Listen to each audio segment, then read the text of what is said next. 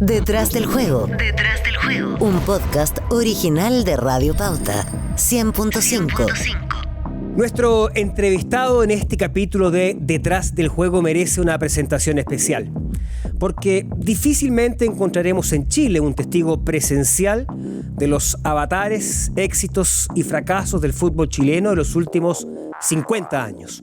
De hecho, es mucho más que 5 décadas, porque es hijo de un gran dirigente de nuestra historia. Precisamente uno de los grandes responsables de que nuestro país haya sido sede del Campeonato Mundial de Fútbol del año 1962. En su juventud, nuestro invitado de hoy fue jugador del Club Palestino. Jugó en las divisiones inferiores del Club de la Colonia y aunque no llegó a ser profesional, siguió una carrera directiva que lo llevó a ser presidente del fútbol chileno en 2 ocasiones.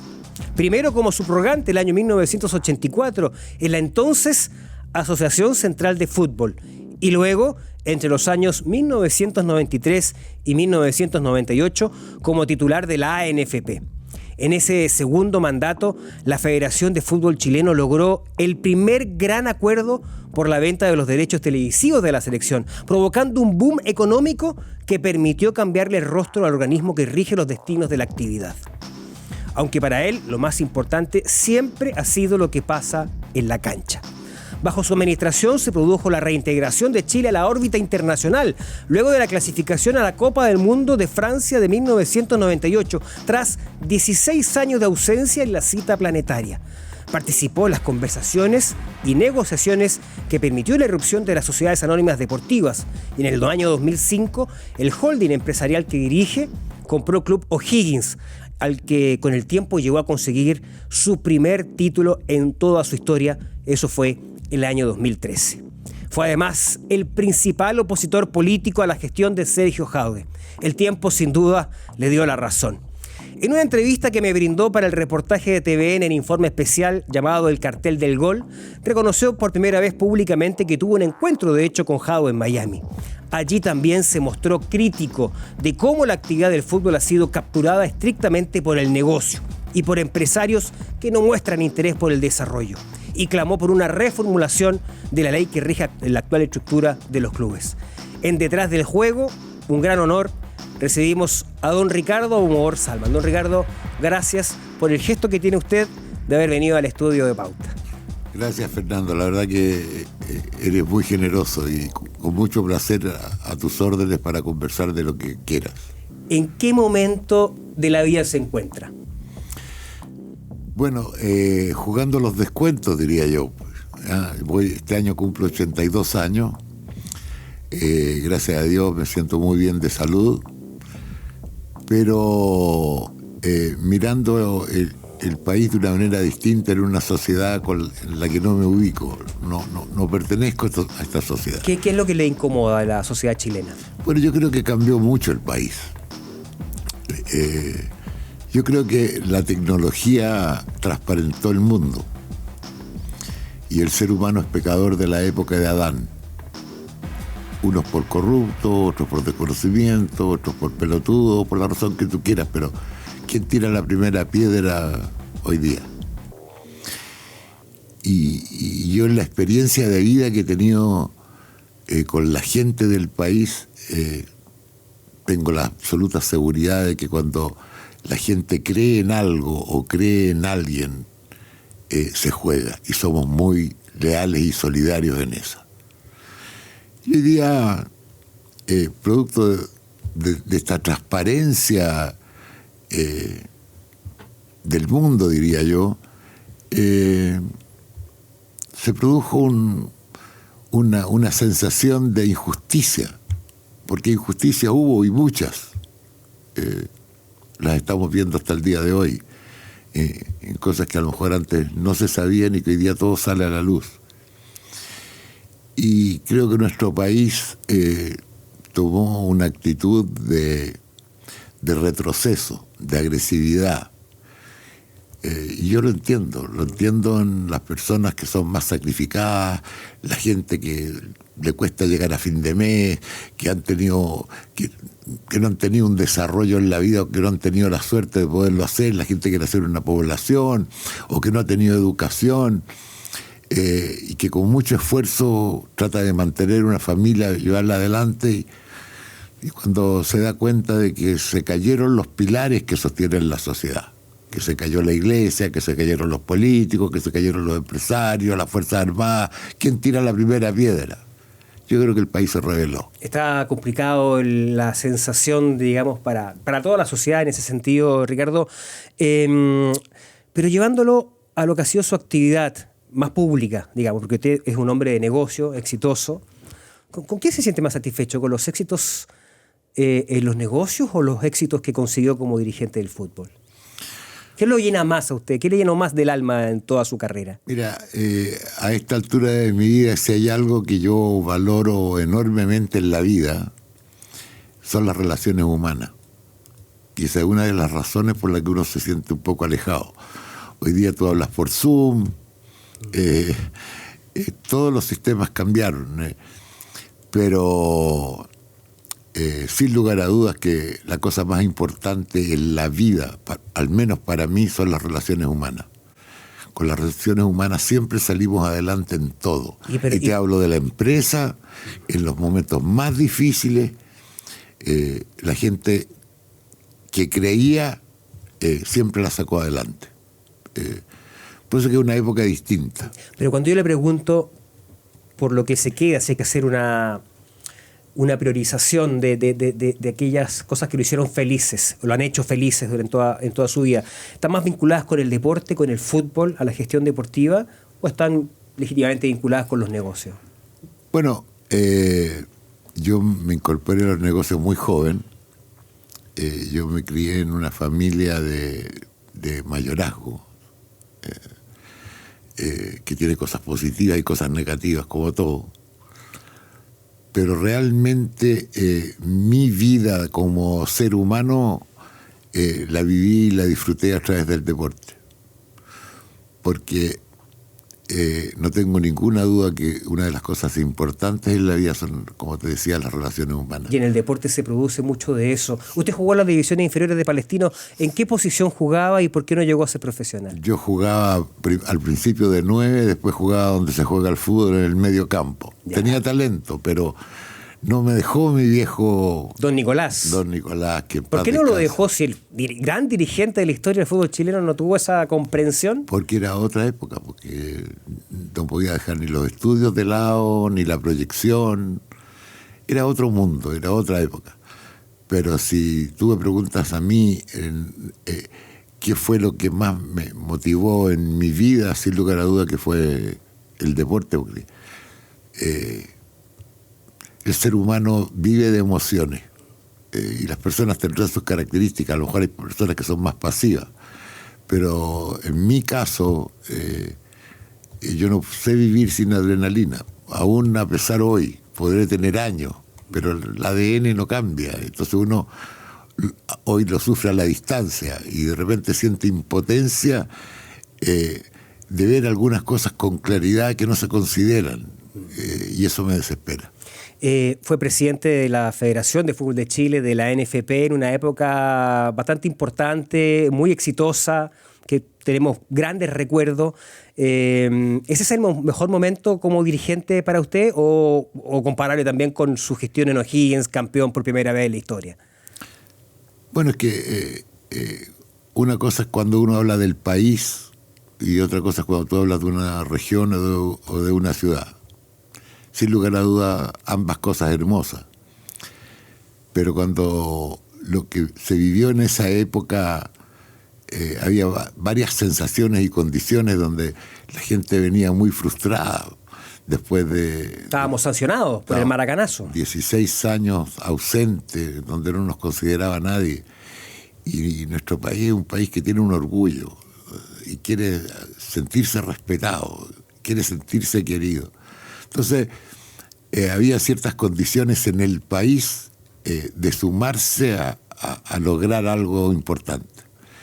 Y yo creo que, sin lugar a duda, el apoyo de la gente, la incondicionalidad de la gente, la credibilidad en un objetivo, fue decisivo para ir al Mundial. Para ir al Mundial. Hay un gran equipo, Zamorano, Sala, muchos otros por supuesto, pero la dupla Sasá que estaba en su gran momento. Pero a ver, ¿qué gestión hizo como presidente de la Federación del Fútbol de Chile, de la NFP, para provocar esa unión de la gente? Bueno, hay varias historias. ¿Puedes archivar algo o no? Hay varias historias al respecto. Por eso que te digo que yo creo en la gente de mi país. Cuando ellos creen, y vivimos un momento difícil cuando se fue Mirko.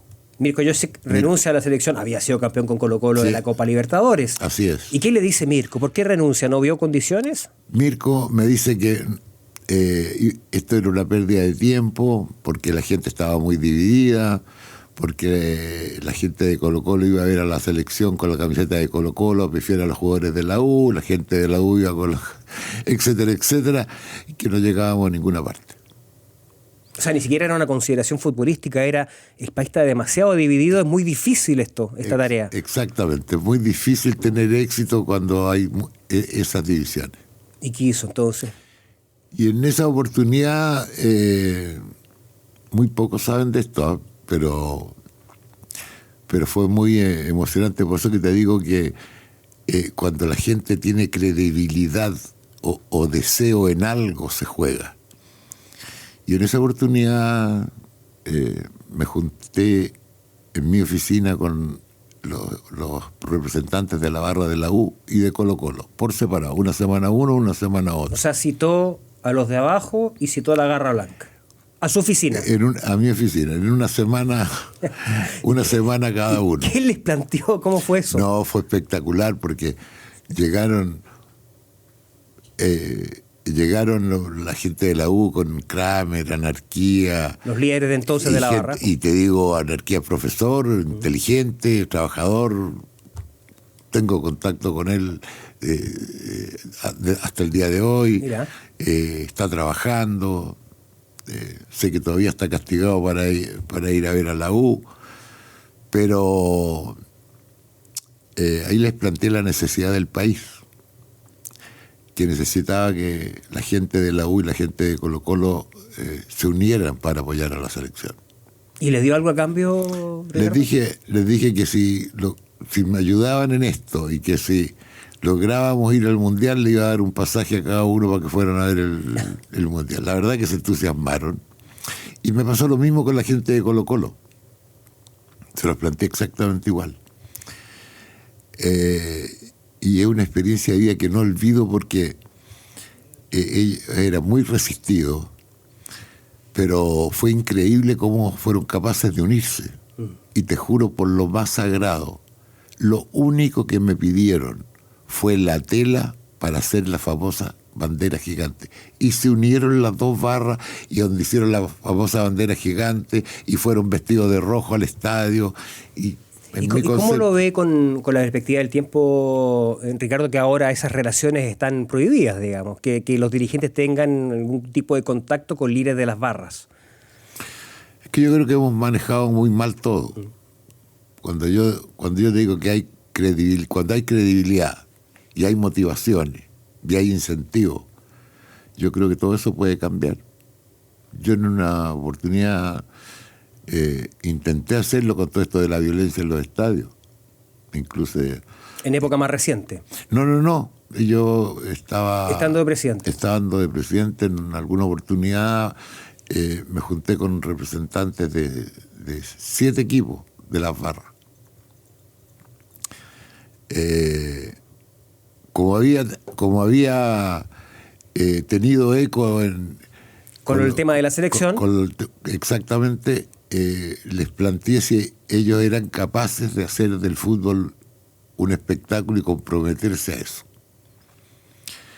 Y les propuse, te estoy contando ya infidencias, que las estoy escribiendo en un memorando, si Dios quiere, espero dejar. El libro de memorias. Les propuso. Les planteé si ellos eran capaces de hacer un compromiso con el gobierno, de hacer del fútbol un espectáculo.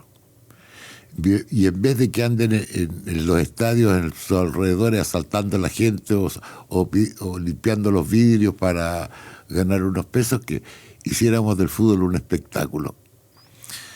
Y que les proponía un desafío de que cada barra en cada partido vaya obteniendo puntos con una comisión especial, y que al final del torneo la barra que más puntos sacó tenía un premio de 50 millones de pesos, el que fuera segundo 40 millones de pesos. O sea, un campeonato paralelo lo que pasa de buen comportamiento, es que, de espectáculo. Exactamente. Lo que pasa es que en lo que se gasta en estadio seguro, esto es un cuarto. Claro. Y ellos estuvieron... ¿Y por qué fracasó esa propuesta, Ricardo? ¿Ese proyecto? Porque se lo planteé al gobierno en su oportunidad, y me dijeron que ellos no hacían pactos con gángsters. Y que yo creo que fue un lamentable error, porque conozco bien a mi país, y la gente necesita de respeto, y necesita de integración, y necesita sentirse empoderado. Y esto era un desafío para ellos, y yo creo que hubiera sido maravilloso. O sea, creo que hubieran cambiado las cosas. Lamentablemente no le dieron cabida. Estás escuchando un podcast original de Radio Pauta 100.5. Don Ricardo, usted fue el presidente que estuvo a la cabeza de una administración que logró el primer gran contrato de la venta de los derechos televisivos de la selección. Hay un antes y un después, porque después ya se transformó en una tremenda industria. ¿Cómo usted valora el manejo que han hecho las sucesivas directivas respecto a estos importantes recursos que comenzaron a llegar para la federación, y si han sido no aprovechados? Da la sensación de que de ninguna manera Juan Pinto Durán sigue estando donde está, no hay mucho cambio, son cosas menores. Me parece que en ese sentido, y esto es una opinión, las sucesivas dirigencias no han sabido aprovechar ese impulso que usted le dio como en su momento. Sin lugar a dudas, sí. Lo que pasa es que hoy día es todo tan distinto. Por eso que uno a la distancia empieza a reclamar de que el deporte, y el fútbol en particular, tiene que obligadamente adaptarse a lo que es el mundo actual. Hoy día la tecnología lo invadió todo. Claro. Hoy día está todo abierto, y lo único que sigue cerrado es el fútbol. O sea, tú los juicios los televisas, o sea, y juicios públicos como estamos viendo, claro, recientemente, y el fútbol chileno está encerrado. De hecho, los consejos de presidentes son a puerta cerrada. Exactamente. En mi época eran públicos. Eran abiertos, sí. Y eso nos ayudó muchísimo. Eso ayudó muchísimo. ¿Y usted no podía impulsar, siendo parte de la dirigencia, quizás no en el protagonismo de antes, que se abran más? ¿Cuál es la respuesta que encuentra de sus pares? Bueno, lo que pasa es que sí, yo me alejé mucho de la dirigencia. La vida te va llevando por distintos caminos, pero creo que no supimos desarrollarnos, no supimos aprender. Desaprovechamos una oportunidad. Pero hemos desaprovechado oportunidades producto de que no nos hemos sabido adaptar a las circunstancias actuales. Hoy día el mundo es distinto. Mira, te voy a poner un ejemplo. Yo trabajé 50 años en la empresa textil. Producíamos, importábamos, vendíamos. La conozco al revés y al derecho.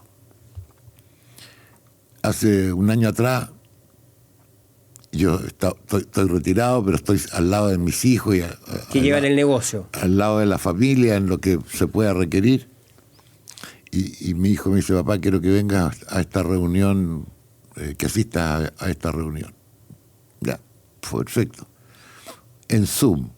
No soporto el Zoom. No soporto la reunión en Zoom. No tengo el feeling, no tengo la forma, no me ubico. Pero lo peor de todo, y lo que me frustró, fue que en una hora de reunión en algo que yo le dediqué 50 años de mi vida, no entendí nada, ni en el vocabulario que usaban. O sea, estaba desfasado totalmente de los negocios, Pero la fórmula. Porque hoy día todo es distinto. Claro. O sea, si mis hijos hoy día me dijeran, papá, hazte cargo de nuevo de la empresa, yo creo que la quiebro en un año. Porque los conceptos son distintos, las formas son distintas. Y es lo que nos pasa, es lo que yo veo también en lo que pasa. Bueno, mis hijos son de otra generación, se han adaptado a las circunstancias, se están pasando momentos difíciles, un país que no crece hace mucho tiempo, se perdió la unión, se perdió el esfuerzo de la gente, por las razones que te decía anteriormente, la gente dejó de creer y vio tanta injusticia salir a flote que se rebeló. Claro. Y tienen razón. Pero yo hoy día apelo a que hay un minuto del perdón, hay un minuto de reflexionar. Ya vamos a hablar del perdón, porque me interesa mucho cómo fue su encuentro con Jadwe, donde hubo evidentemente una reconciliación, un gesto también de Jadwe para con usted, porque usted fue su principal opositor. Pero siguiendo en el tema de su gestión como presidente del fútbol chileno, usted nos acaba de contar que hizo una gestión que no se conocía públicamente con las barras de la U y Colo-Colo para unir al país. De hecho, en esa clasificatoria Chile fue el país que más público llevó de local, así lo dicen las estadísticas. Y a nivel de gestión de lobby, que se ha hablado mucho, a nivel de Confederación Sudamericana, Ricardo, ¿tuvo que hacer gestiones? ¿Tuvo que, de alguna manera, por lo menos pedirle a los dirigentes no nos perjudiquen? Porque estaba sobre la mesa también ese tema de los arbitrajes, de cómo se manejaba la Confederación Sudamericana en esa época. Claro, bueno, sin lugar a dudas, cuando asumimos esa responsabilidad nos teníamos que jugar con todo. Y cuando tú veías que había cosas que no eran transparentes, yo no las podía probar, pero había un criterio de decir... por ejemplo, cuando señalaba de que la televisión debe ser licitada internacionalmente, todos me decían que sí, pero nunca lo hicieron.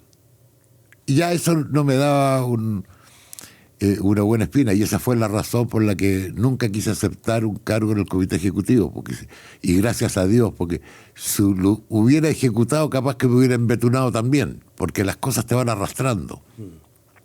Pero usted llevó a cabo la licitación de los derechos a nivel local, por lo menos. Pero jugamos a la otra. Claro. Jugamos a la otra en el sentido de que hablando con ellos, yo tenía confianza con ellos no me veían como enemigo, tampoco participaba del juego sucio de ellos, y creo que la fortaleza nuestra fue esa, la de decir, yo no quiero entrar en lo que no tengo que entrar, pero yo no quiero que me perjudiquen. ¿Se lo dijo? Sí, se lo dije. ¿Y a quién se lo dijo? ¿En qué circunstancias? A toda la dirigencia de la Confederación Sudamericana, a Grondona, a De Luca, a Leos, a todos. Le dijo, yo no quiero favorecerme con nada, pero no quiero que me perjudiquen. Claro, cuando ellos me ofrecieron un puesto en la ¿Conmebol? En la Conmebol, le dije, yo no voy a entrar en un puesto porque no es mi tema. Pero sí, yo voy a exigir respeto por Chile y yo no quiero que me ayuden, pero no quiero que me perjudiquen. Esa es la manera de hacer lobby. Cuando, a ver, se lo pregunto porque hace algunas semanas en Copa América estaba muy molesto Pablo Milat, que es el actual presidente del fútbol chileno, cuando un periodista lo encara y le dice Chile no tiene peso en Conmebol, no tiene capacidad de hacer lobby. Y la respuesta de Milat es como diciendo, yo no estoy dispuesto a entrar al juego sucio de alguna manera, a las maniobras. No es necesario entrar al juego sucio para hacerse respetar, entiendo. Bueno, eso es sine qua non. Sine qua non, sobre todo cuando tú estás representando un país. Cuando tú estás representando un país, tienes que plantearte las cosas claras. En eso me ayudó mucho mi padre. Porque cuando yo asumí, lo primero que hizo mi viejo hacer una reunión en Argentina con Grondona y con De Luca. Ah, mire. ¿Y estaba usted ahí? Sí. ¿Y qué les dijo don Nicolás Bogomora a ellos? Él me llevó para allá. Había hablado con... El papá tenía mucha ascendencia, fue muy respetado en la Confederación Sudamericana, porque tuvo siempre esas actitudes de la rectitud y de la transparencia. Y lo invitaron a almorzar ahí a ¿cómo se llama? ¿En Luque? ¿En Asunción? En Puerto Madero. En Buenos Aires, ya, perfecto. En Buenos Aires. Puerto sí. Madero. Fue un almuerzo con... yo recién había asumido. Y fue un almuerzo con Grondona y con De Luca. Y al papá lo respetaba muchísimo. Y en ese almuerzo con ellos, el papá le dijo, cuiden a Ricardo. El mensaje de don Nicolás Ahumor para Grondona y De Luca, el secretario en ese momento general de la Confederación Sudamericana de Fútbol. Exactamente. Ese fue el primer paso. Y la manera de cuidarlo era no involucrarlo entonces en toda la mafia. Porque... Bueno, el papá venía de una trayectoria espectacular. En la dirigencia conocía el ambiente y yo creo que quiso darme una mano en el sentido de que ellos al menos no me hicieran cometer errores o que me ayudaran en lo que pudieran. Recién había asumido, entonces de una u otra manera me cuidaron. Seguramente las memorias que usted está escribiendo van a ser muy sabrosas, con muchas anécdotas que va a ir entregándole y que son necesarias que queden, Ricardo, ¿no? Usted es consciente de que es importante que, a propósito de la transparencia de la cual usted habla, sí, la verdad que vayan quedando registradas en la historia. Sí, hay cosas que la gente no sabe y que son realmente espectaculares en lo que significa la emoción y la motivación. Por eso que yo soy agradecido del país y de la gente, porque yo creo que si la gente no hubiera tomado la actitud que tomó, difícilmente hubiéramos llegado. Hubo momentos en donde fueron fundamentales. Si te llevo al partido, acuérdate que habíamos sacado a Oscar Gorta, sí, jugábamos con Ecuador acá. Jugábamos con Ecuador acá. La noche de los paraguas felices, como lo catalogó Pedro Carcuro en su relato. Exactamente, una lluvia torrencial, y ese partido estábamos obligados a ganarlo, si no ya no teníamos chance. Habíamos empatado con Venezuela, que no era la Venezuela de hoy. Claro. O sea, y no tan solo habíamos empatado, nos pudieron haber hecho 5. Es verdad. ¿Cómo fue esa conversación con Escargorta? ¿Efectivamente lo negoció la salida en el avión de vuelta? ¿Tomó la decisión de inmediato? ¿Lo tuvo que reflexionar? ¿Fue una decisión del técnico? Bueno, también ahí hay una historia, porque a Escargorta lo defendía mucho Harold, Abel Alonso, Darío Calderón, que estaban en la Comisión Fútbol. Claro. Sobre el sentido de que hay que respaldarlo. Y yo sentía en el estómago, porque lo aguantamos hasta el partido y de ahí para adelante yo sentía que había que hacer un cambio. O sea, se impuso su sensación. Sí, pero hay algo detrás de eso. Yo quise darle el gusto a la dirigencia y dije, déjeme ir a hablar con Escargorta qué es lo que él piensa. Y me fui a la casa de él, una casa que había arrendado en Santa María Banquehue. Llegué allá, muy amable, me ofreció un whisky, nos tomamos un whisky. Y yo le dije si él estaba preparado, fue lo único que le dije, si él estaba preparado para resistir lo que venía. Y él me dijo, le mandé a poner vidrios polarizados a mi auto. En ese minuto ya me di cuenta que había entrado a la defensiva. Porque para que tú veas cómo llegar a hacer las cosas, porque si él, yo con el apoyo del directorio, para que hablara con él, para fortalecerlo. Reafirmarse. Si él me hubiera dicho lo que nos pasó fue esto, hay que cambiar esto, a lo mejor lo hubiera cedido. La respuesta fue, Polaricé los vidrios de mi auto, o sea, la defensiva total. Entonces, ahí le dije, Javier, no puedes seguir en esto. Y ahí se produce el cambio. Y la famosa frase, espero que una vez muerto el perro se acabe la rabia. Que es parte de la historia de esa clasificatoria. Era una buena persona, es una buena persona. Yo no lo volví a ver, pero tipo versado, culto. Y llegó Acosta, Nelson Acosta, que era el técnico de la Unión Española, que había tenido éxitos, por supuesto, a nivel local, y ya sabemos la historia. ¿Con qué momento se queda de toda esa experiencia, esa clasificatoria, incluyendo el Mundial? ¿Con qué momento donde usted fue realmente feliz en su rol de presidente del fútbol chileno? Hay cosas que son que te animan y que te dan la fuerza de saber que estamos en un camino, no fácil, pero que estamos en un camino. El primero es lo que hablábamos en ese partido con Ecuador cuando asumió Acosta. En un día de lluvia increíble. Ganábamos 1-0 y faltaba 15 minutos para terminar el partido. La cancha embarrada, pero ese lo teníamos que ganar sí o sí. Faltando 15 minutos para terminar el partido, lo empata Guinaga con una media chilena. Me acuerdo, claro que sí. Y yo dije, aquí quedó la cagada.